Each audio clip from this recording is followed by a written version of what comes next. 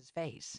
Sam and Olivia, my childhood best friend and his wife, who was my current best friend and had taken the central role as my person with a capital P, grinned as Olivia eyed my hair. Just to be sure, I checked. Nope, no extra arms. But my hair was a mess, half up in a sloppy bun and half down around my face. The latter had the sticky donut yuck in it. Zoe, my sort of adopted daughter, snorted and turned back to her pancakes, while Wally, my biological son, barely spared me a glance as he ate. He was long used to my crazy appearance after emerging from my cave. "Is Sammy out of school?" I asked as I tugged down my oversized tee and pulled up my leggings. Comfy clothes were staples for a writing binge. Again, I wondered how long I'd been in the writing cave. Olivia burst out laughing while Sam asked, "Did you sleep last night?" "Last night? Oh, it's morning already?"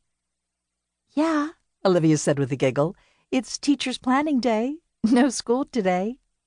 Oh, I had lost a few days. Alfred came over and took my cup and the trash can from me. He glared at me and grunted. Then he pointed to the stairs. I didn't need a translator to know what he meant. I needed a shower. Probably pretty badly. Owen frowned at me. "You need to hurry, or you'll be late for your flight." "What? What time is it?" I glanced at the clock on the stove and cursed low enough I hoped little Sammy didn't hear me. That kid was like a parrot. He repeated everything he heard. 7 o'clock, Olivia said with a snicker. She loved being right, and I hated that she often was. I ignored her amusement. No doubt I'd hear about this moment later on. But reality was starting to come back to me. I had 2 hours to shower, dress, and pack. It was a good thing I'd created Zoe's fake ID the night before. Lucy, the devil, not the cat, helped me with a little magic that made her legit in the human databases. Zoe had been an orphan shifter who I'd taken in when my friends and I had saved her and a bunch of other kids from a shifter fighting ring, sort of like dog fighting, but with poor shifter kids. Many of them had been very, very young, and we'd found a lot of dead kids. Too many. "Ava!" Olivia exclaimed. "Go!" I jumped and hurried toward the stairs. Right, yes, go. Zoe, Wally, and I were flying to Philly. The plan was to rent a truck there after we packed up the house and drive it back to Shipton. It wasn't going to be an easy week, getting all of the stuff for my life with Clay packed up or donated. But it was time. It was past time. I had to move on.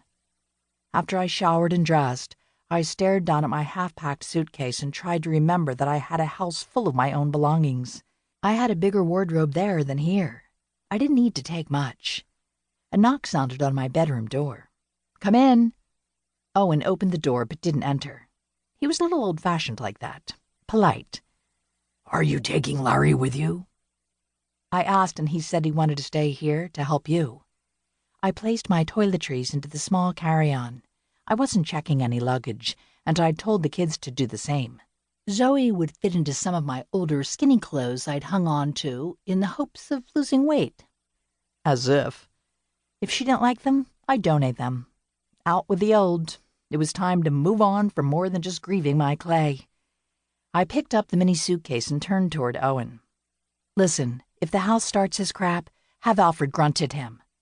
I wasn't sure that would work, but it was worth a try. Winston usually listens to him.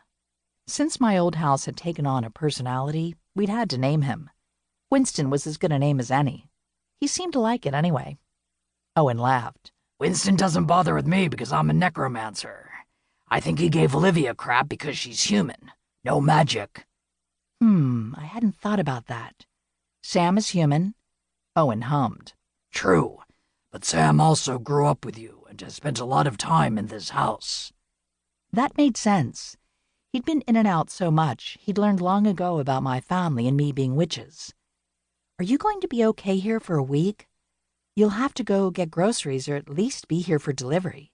Alfred knows not to answer the door." "Ava, I've been a necromancer longer than you and know how to take care of a ghoul, a magical house, and an animated fleshed-out skeleton who has been dead for 30-some-odd years." Larry had been a big surprise. When my fat, old, immortal Maine Coon cat, Mr. Snoozerton, led me to a little white dead kitty and asked me to animate her. I figured out I had the power to do more than animate. I could heal the dead. Something as yet unheard of.